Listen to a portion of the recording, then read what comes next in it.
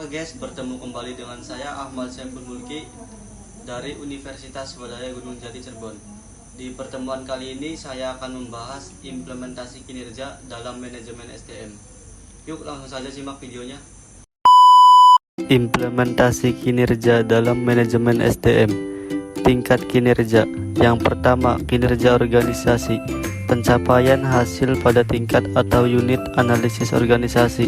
Kinerja pada tingkat organisasi ini terkait tujuan organisasi, rancangan organisasi, dan manajemen organisasi. 2. Kinerja proses. Kinerja pada proses tahapan dalam menghasilkan produk atau pelayanan ini dipengaruhi tujuan proses, rancangan proses, dan manajemen proses. 3. Kinerja individu atau pekerjaan.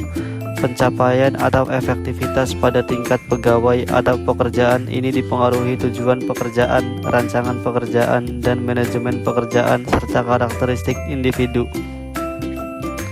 Selanjutnya ada garis besar kategori arti kinerja. Menurut Bernardin 2001, kinerja merupakan catatan hasil yang diproduksi atau dihasilkan atas fungsi atau aktivitas selama periode waktu tertentu. Kinerja sebagai hasil, bukan karakter, sifat, dan perilaku. Menurut Richard 2003, kinerja sebagai hasil juga terkait dengan produktivitas dan efektivitas. Produktivitas merupakan hubungan antara jumlah barang dan jasa yang dihasilkan dengan jumlah tenaga kerja, modal, dan sumber daya yang digunakan dalam produksi itu. Kinerja merujuk pengertian sebagai perilaku, merupakan seperangkat perilaku yang relevan dengan tujuan organisasi atau unit organisasi tempat orang bekerja. Kinerja merupakan sinonim dengan perilaku. Kinerja adalah sesuatu yang secara aktual orang kerjakan dapat diobservasi. Kinerja mencakup tindakan-tindakan dan perilaku relevan dengan tujuan organisasi. Kinerja bukan konsekuensi atau hasil tindakan, tetapi tindakan itu sendiri. Pendekatan atau pengukuran kerja. Pendekatan ukuran standar kinerja melakukan pengukuran. Yang pertama, pendekatan personality traits, mengukur kepemimpinan, inisiatif, dan sikap. Yang kedua, pendekatan perilaku, mengukur umpan balik, kemampuan presentasi, respon terhadap komplain pelanggan. Yang ketiga, pendekatan hasil, mengukur kemampuan produksi, menyelesaikan produk sesuai jadwal, peningkatan produksi atau jualan. Aspek pengukuran kinerja. Yang pertama, produktivitas. Yang kedua, kualitas. Yang ketiga, ketepatan waktu. Yang keempat, putaran waktu. Yang kelima, menggunakan sumber daya. Dan yang keenam, biaya. Jenis ukuran kinerja. Ukuran uang, pendapatan, pengeluaran, pengembalian. Ukuran upaya atau dampak capaian sasaran, penyelesaian proyek, tingkat pelayanan, kemampuan mempengaruhi. Ukuran reaksi, penilaian rekan kerja, pelanggan, pemegang pekerjaan lainnya. Yang selanjutnya, ukuran waktu, pelaksanaan kerja dibandingkan jadwal, batas akhir, kecepatan respon, dan jumlah sasaran. Ukuran kinerja dalam dimensi kualitas dibagi menjadi 10. Yang pertama, kehandalan. Yang kedua, daya tanggap.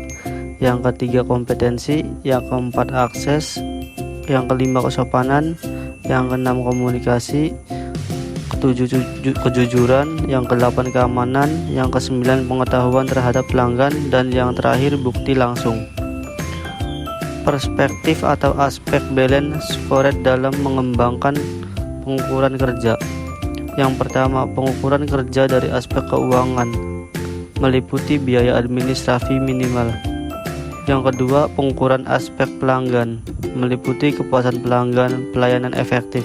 Dan yang ketiga, aspek proses bisnis internal, sistem kontrol penggadaian efektif, memenuhi sasaran kebijakan publik. Dan yang keempat, aspek pertumbuhan dan pembelajaran, tersedianya informasi pembuatan keputusan kerja, kepuasan pegawai. Indikator untuk mengukur kinerja organisasi yaitu produktivitas, kualitas layanan, responsivitas, responsibilitas, dan akuntabilitas. Indikator penilaian kinerja organisasi, efisiensi, Pertimbangan tentang keberhasilan organisasi pelayan publik mendapat laba, memanfaatkan faktor produksi serta pertimbangan yang berasal dan rasionalitas ekonomi. Efektivitas, rasionalitas teknis, nilai misi, tujuan organisasi, serta fungsi agen pembangunan.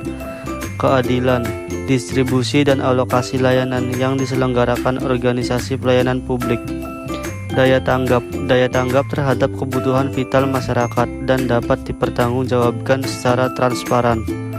Ukuran kerja pelayanan dikembangkan menjadi 14 unsur untuk pengukur IKM. 1. Prosedur pelayanan. 2. Persyaratan pelayanan. 3. Kejelasan petugas pelayanan. 4. Kedisiplinan petugas pelayanan.